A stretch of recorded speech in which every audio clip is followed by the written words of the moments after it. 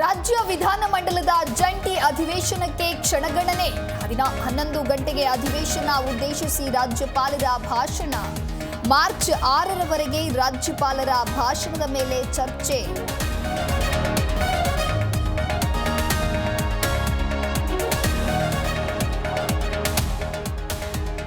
ಕಾಂಗ್ರೆಸ್ ಸರ್ಕಾರದ ವಿರುದ್ಧ ಜೆಡಿಎಸ್ ಪ್ರತಿಭಟನೆ. ನಿಖಿಲ್ ಸುರೇಶ್ ಬಾಬು ನೇತೃತ್ವದಲ್ಲಿ ಪ್ರೊಟೆಸ್ಟ್. ಗೃಹಲಕ್ಷ್ಮಿ ಯೋಜನೆ ಬಾಕಿ ಹಣ ಬಿಡುಗಡೆಗೆ ಆಗ್ರಹ.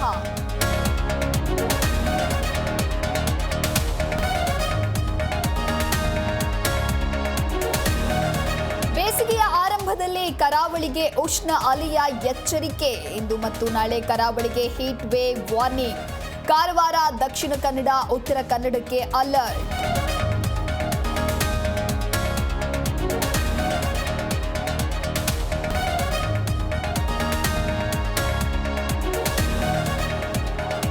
ಮನೆಯ ಬಳಿಯೇ ಕರಡಿ ಪ್ರತ್ಯಕ್ಷ, ಹೆಚ್ಚಿದ ಆತಂಕ. ಕರಡಿ ಸೆರೆ ಹಿಡಿಯುವಂತೆ ಅರಣ್ಯ ಇಲಾಖೆಗೆ ಒತ್ತಾಯ. ತುಮಕೂರಿನ ಬೇಡತ್ತೂರು ಗ್ರಾಮದಲ್ಲಿ ಕಾಟ.